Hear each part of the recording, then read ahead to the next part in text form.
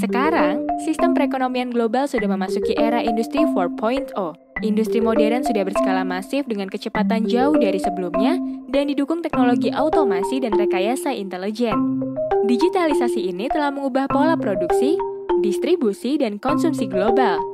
Indonesia pun sudah menyusun strategi untuk mewujudkan kesiapan memasuki era ini melalui program Making Indonesia 4.0. Beberapa sektor kompetitif dengan potensi ekspor pun ditetapkan pemerintah sebagai prioritas motor pertumbuhan. Jika terwujud, program ini akan melipat gandakan produktivitas tenaga kerja, daya saing, dan pangsa pasar ekspor. Tapi, masyarakat Indonesia masih bergantung pada pekerjaan berketerampilan rendah sebagai tonggak hidup. Padahal transisi ini akan membutuhkan pekerja berketerampilan tinggi. Dengan sumber daya manusia yang ada sekarang, bagaimana Indonesia dapat memenuhi keperluan ini?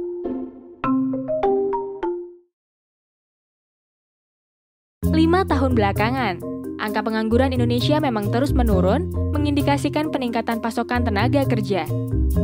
Namun, hal ini tidak menyorot rendahnya kualitas angkatan kerja, terlihat dari tingginya proporsi pekerjaan rentan pada angka 47% di tahun 2020, bahwa pasar ketenagakerjaan Indonesia masih terhambat. Tingginya dominasi pekerjaan berketerampilan rendah menunjukkan pendapatan yang tidak memadai, produktivitas di bawah level optimal, dan kualitas kerja rendah. Rendahnya tingkat pendidikan kemudian mempengaruhi tingkat produktivitas angkatan kerja Indonesia yang sampai saat ini masih berada di bawah rata-rata negara ASEAN. Tantangan pun bertambah seiring penurunan laju ekonomi selama pandemi karena pelaku industri terpaksa memangkas tenaga kerja.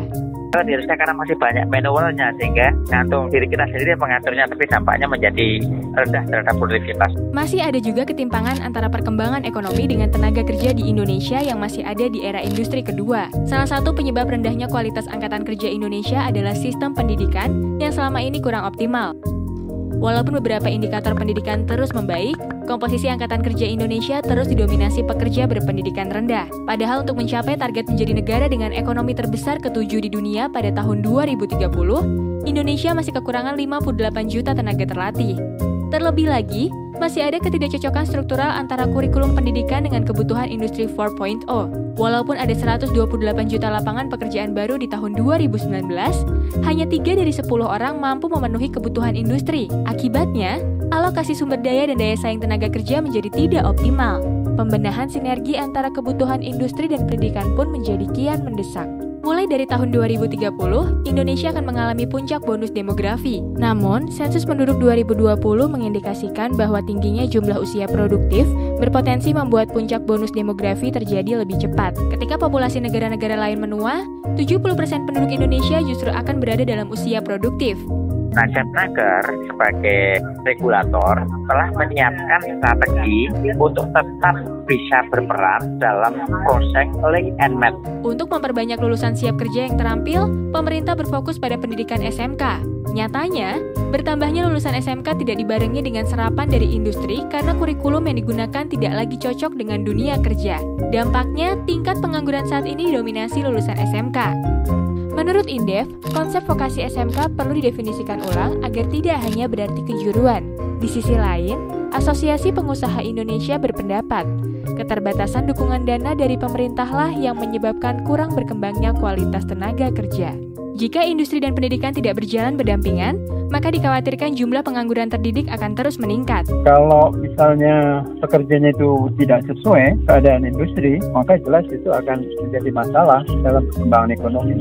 Tidak bisa mengisi kebutuhan industri. Untuk meningkatkan peran swasta dalam akselerasi kualitas SDM, dukungan insentif pun diberikan oleh pemerintah bagi pelaku industri yang menjalankan program Link and Match. Salah satunya adalah Sinarmas melalui Eka Cipta Foundation yang pada 2019 menghadirkan Politeknik Sinarmas Braukool dengan sistem pembelajaran ganda yang melibatkan langsung praktisi industri. Mahasiswa pun berkesempatan mendapatkan pengalaman langsung di industri pertambangan.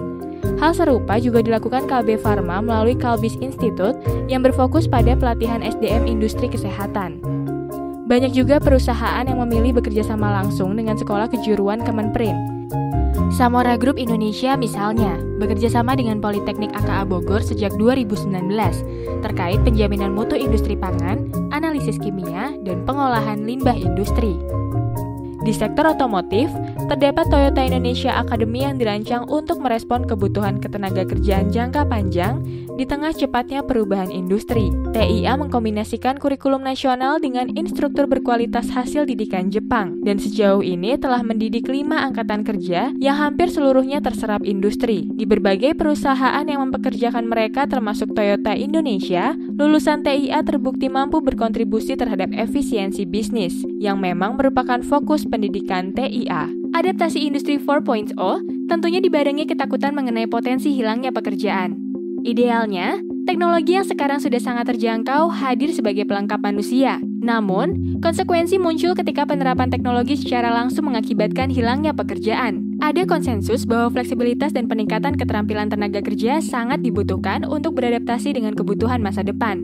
Awalnya, teknologi memang akan mengganggu pasar ketenaga kerjaan saat ini. Namun ke depannya, penerapan teknologi akan mendorong permintaan konsumen untuk produk, layanan, dan industri baru yang lebih inovatif. Ekspansi inilah yang akan menciptakan lapangan kerja baru yang lebih produktif dan berkualitas. Kementerian Ketenagakerjaan sendiri sudah merumuskan 9 fokus untuk menghadapi tantangan ini, termasuk mentransformasi Balai Latihan Kerja.